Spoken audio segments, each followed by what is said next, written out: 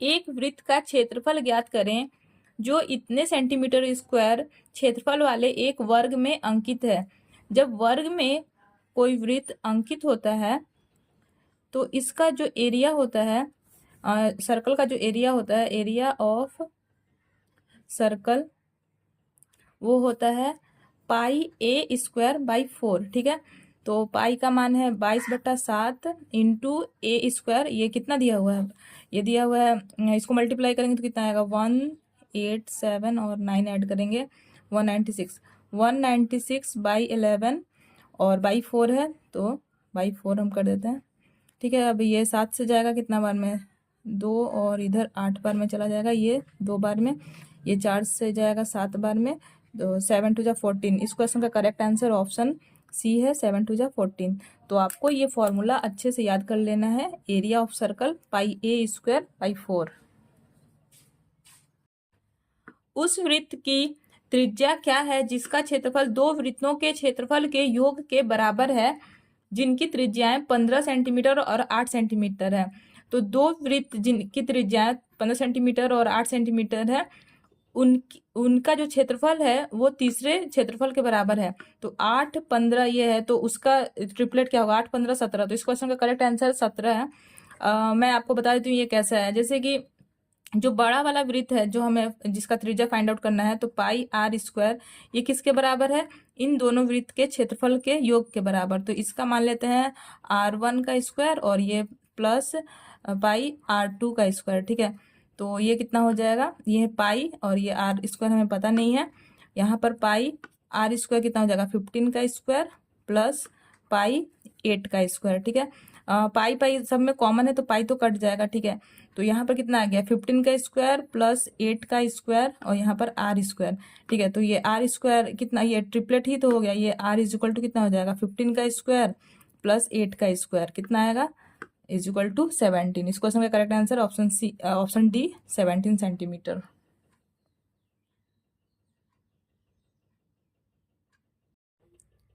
यह question RRB group D में पूछा गया है। तो यहाँ क्वेश्चन है, यदि a plus 1/a is equal to 5 है तो a क्यूब प्लस 1/a³ का मान क्या होगा? तो जब a प्लस 1/a दिया हो और a क्यूब प्लस 1/a³ पूछा हो, तो इसका जो फॉर्मूला होता है वो होता है a³ माइनस 3a। ठीक है, मतलब कि ये वाला जो दिया है उसको मान लेते हैं हम a, या फिर चलिए मान लेते हैं इसको k मान लेते हैं। ठीक है, तो k³ माइनस 3k। ठीक है, तो यहाँ k क्यूब 5 का क्यूब हो जाएगा 125 माइनस 3k, यानी कि 5 3 जा 15। तो ये कटेगा तो कितना आएगा? 110। इस क्वेश्चन का करेक्ट आंसर ऑप्शन बी है, 110। अब ये वाला क्वेश्चन, वो a प्लस 1/a 8 दिया हुआ है, तो a³ प्लस 1/a³ क्या होगा? ये आप हमें कमेंट सेक्शन में बताए थे। इस क्वेश्चन में हमें इसका मान बताना है कि क्या होगा। जब भी इस तरह से क्वेश्चन दिया हुआ हो और ये इनफाइनाइट तक गया हो, तो इसका आंसर जो होता है वो जो संख्या लिखी है वही होता है। तो इस क्वेश्चन का करेक्ट आंसर ऑप्शन बी है, 3rd। अगर ये इनफाइनाइट तक नहीं होता तो इसका तरीका थोड़ा सा अलग होता। इस क्वेश्चन में हमें इसका मान बताना है। तो इसको कैसे हम लिख सकते हैं? 99 प्लस 95 डिवाइड बाई 99। ठीक है, और इंटू 99 है ये, माइनस 95। ठीक है, अब 99 से ये भी मल्टीप्लाई हो रहा है और ये भी मल्टीप्लाई हो रहा है, तो 99 से इसको मल्टीप्लाई करेंगे तो क्या आएगा? 99 का स्क्वायर आएगा, प्लस ये 95 बाई 99 है इंटू 99, इससे मल्टीप्लाई करेंगे तो ये दोनों तो कट ही जाएगा, तो ये कितना आ जाएगा? 95 और ये वाला माइनस 95।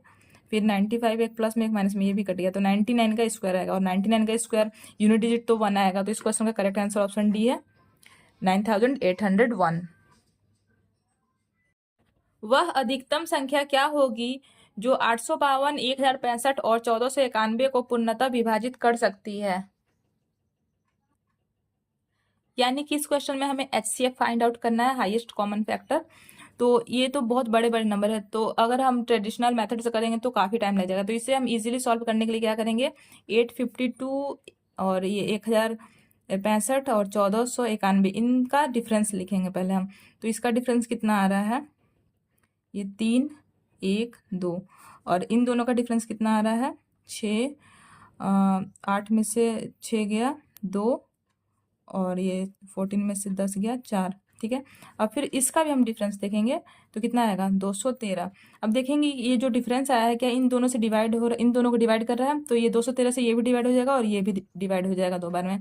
तो इस क्वेश्चन का जो करेक्ट आंसर होगा, जो HCF होगा, वो 213 ही होगा। ठीक है, तो इस क्वेश्चन का करेक्ट आंसर है ऑप्शन ए 213।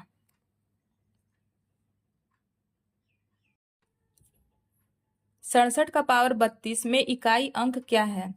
तो ये 67 में ये जो 7 है ये यूनिट डिजिट है, तो 7 का जो पावर होता है वो 4 के बाद फिर से वापस से रिपीट होने लगता है। जैसे कि पहले 7 आता है, फिर 49, फिर 343 और फिर उसके बाद मल्टीप्लाई करेंगे तो ये यूनिट डिजिट तो 1 आएगा, फिर उसके बाद फिर से मल्टीप्लाई करेंगे तो 7 आएगा।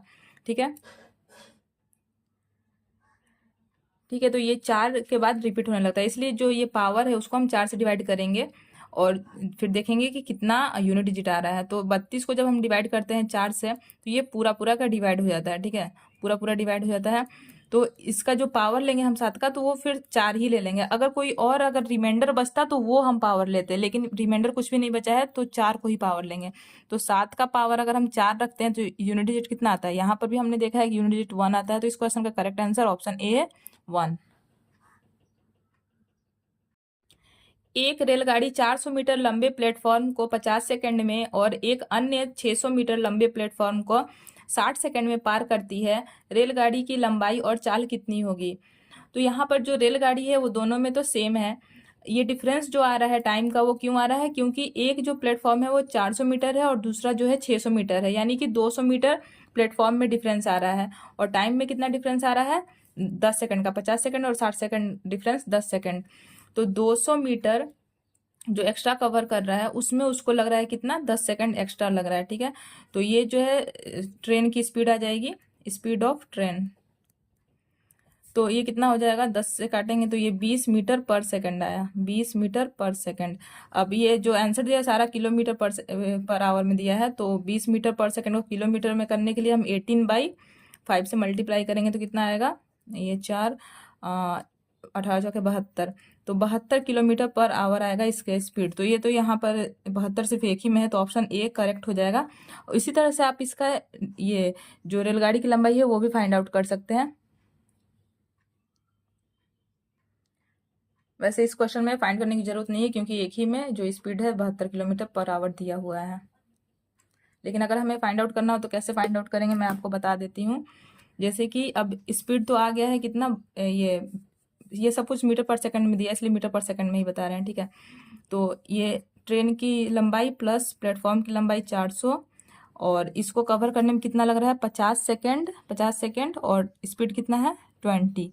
तो इसको मल्टीप्लाई करेंगे कितना आएगा? ये 1000 और x और ये वाला इधर जो है माइनस में हो जाएगा 400, तो ये 600 आ जाएगा, x की वैल्यू 600, तो यहाँ पर भी 600 दिया हुआ है। ए, बी और सी ने 3:4:8 के अनुपात में पूंजी निवेश किया। व्यापार अवधि के अंत में उन्हें 2:3:5 के अनुपात में लाभ प्राप्त हुआ। निवेशित समय का अनुपात ज्ञात करें। इस तरह के क्वेश्चन को हम बहुत ही इजीली सॉल्व कर सकते हैं। देखिए जैसे कि ये क्या है? निवेश किया हुआ है, इन्वेस्ट कितना किया है उन लोगों ने? 348 इस रेशियो में किया है। ABC लिख देती हूँ मैं यहाँ। और टाइम कितना लगा है वो हमें फाइंड आउट करना है। ठीक है, टाइम फाइंड आउट करना है तो यहाँ पर हम इसे ऐसे ही छोड़ देते हैं। और जब इन्वेस्टमेंट इनटू टाइम क्या होता है? लाभ का अनुपात होता है। ठीक है, तो ये लाभ कितना मिल रहा है? 2:3:5। अब हमें टाइम का रेशियो फाइंड आउट करना है तो हम क्या करेंगे?